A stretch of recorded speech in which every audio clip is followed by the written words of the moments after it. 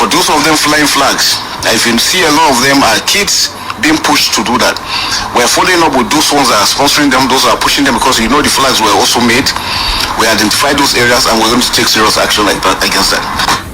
Interesting. It's funny for me, given the fact that now why us the Russian flag? Unfortunately, it's not October yet that we celebrate the proletariat revolution. So it's not October yet. But then there are some issues, very pertinent issues for me, and the implications of that.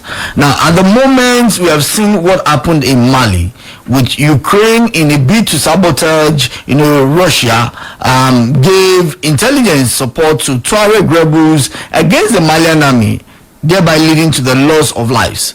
We have also seen how Ukraine is also giving intelligence to some other rebel groups in Niger, Sudan, and a whole lot of other places where Russia is established. So what that means is that we are predisposing the country to such, exposure when you are hoisting the flag. That's one. Two is, I hope that we will not take this idly, because we also know that when there are protests, some protests with religious coloration in the north, there are times you see the hoisting of Palestinian flag, there are times that you see hoisting of Iranian flag and all that, but we kept quiet. Now, if you look at Facebook fan page of Splash, you will see the crowd, the sheer number of people. And this was on Saturday. Please keep the video there. There are different angles to this particular video. People have pulled the part of the country, which is the northern part of the country, and people were trying to trail the trend when it comes to protests and linking it to violence when it comes to that part of the country. And there's also another part for me, which is, we have different conveners of this protest, and one of such is the initiator Creative Change Center, Omole Ibukun.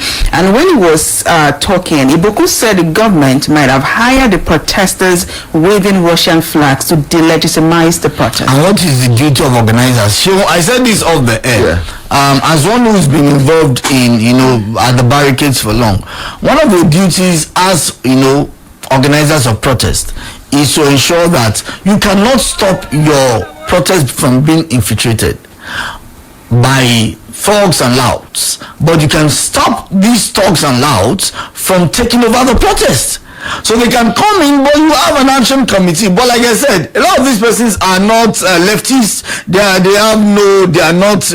are just reactionaries. So many times they are just there for the optics. But not to run away so much from the issue, but these kind of acts are the kind of acts that even a layman, even Nigerians that are advocating or that we're advocating for protests, we say no now. These are the things that that was why this whole protest died, even before it started, even before it was given birth to. Because see, the point is the loots and of course the violence in the north made a lot of people down south stay back. Okay, and see, the success of any protest or any mass movement in this country is obviously dependent on what happens down south, because this is where the media is. Now, what is happening in the north, and we need to be careful. Now, be careful in the sense that I'm talking to government now, is what we are having in the north is similar to the proletariat revolution.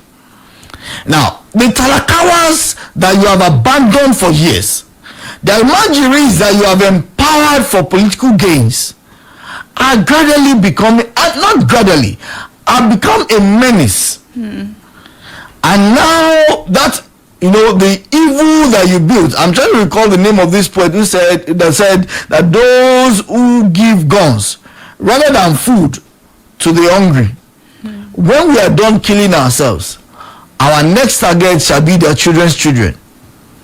And this is what is happening. Now, these Talakawas do not understand it's Baturenji. So what they understand is the goal. What motivates them is the hunger. So you cannot discuss with these persons. So there is a need for governors in the north and the government to begin to look at the issues around the Almajiri system. Interestingly, the Emir of Kano, Sanusi, was talking emphatically about this. Okay. And we keep feeling that the problem of the North is the problem of the North. No, the problem of the North will not just be the problem of the North when push comes to shove. I mean, a lot of the governments, especially in that part of the country, have been trying to impose curfew in hope that it will curtail that. And the latest is the one imposed by the Bauchi State Governor, 24-hour curfew on Katagun local government area. But I want us to link this particular story to this from the Punch newspaper. Owane is a condemns anti-Igbo campaign. IPOB demands referendum. The Igbo social cultural organization, Owane is an Indigo worldwide, on Monday called on the federal and state government to go after those chanting anti-Igbo slogan, Igbo must go, across the country. The anti-Igbo slur emerged amid the nationwide hunger protest, which Southeast refused to join. It was widely condemned by both the President, Bola Tinubu, and the Lagos State Governor, Sanwo-Olu. Speaking with the Punch newspaper on Monday, the National Vice President of Owane's Indigo Worldwide, Chief Damian Okeke Ogene, demanded the arrest of the Igbo Must Go campaigners. And he said that Owane's Indigo is a bridge builder and we believe in law and order. We must and have been contributing to the development of Nigeria in terms of infrastructure and other means. Basically just saying that these people need to, be contained. And this trend is becoming very loud now. However, I am on all fours with Owane's Indigo on this, that those who are championing that campaign, and I think it's largely in the Southwest. How did we bring let's hold on now, must be brought to book. However, Owane's Indigo also needs to be loud, okay, to caution some persons who go about saying Lagos is no man's land. Keru Moreleru. You see, there is a place of tolerance, there is a place of respect. When we find ourselves in someone else's land, we must necessarily give that respect. And by respect, and this is why I will not use a single brush, but there are some elements who do this, and by doing that they paint the old tribal group with that look. Unfortunately, like late Professor Lamida would say, that you do not use the evils of a man to judge a race. A man is a man and a race a race. Right, so as much as Lagos, it's a lot of discussion because we have to go for a break, but it's a lot of discussion, and I think the government will need to do something. I was even going to say that as much as Lagos is in the southwestern part of the country, as a Nigerian, I have the right to stay any part in any part of the country. That's a no-brainer. But then you should not also understand, okay, that there are natives of this place, and you don't go up. I am not from Ibadan. It will be silly of me to come and say because I have stayed many years in Ibadan, then Ibadan is no man's land. Okay, so let's leave it. It's a valid argument, but we'll go for a break now.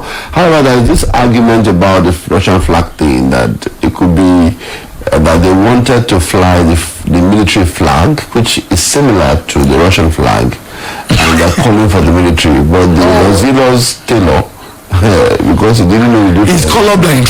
Just mass-produce Russian flags. Okay, so we'll take a break and return, because you see, those two arguments were side by side. Military incursion into our democracy. But even calling for the military is also treason. Both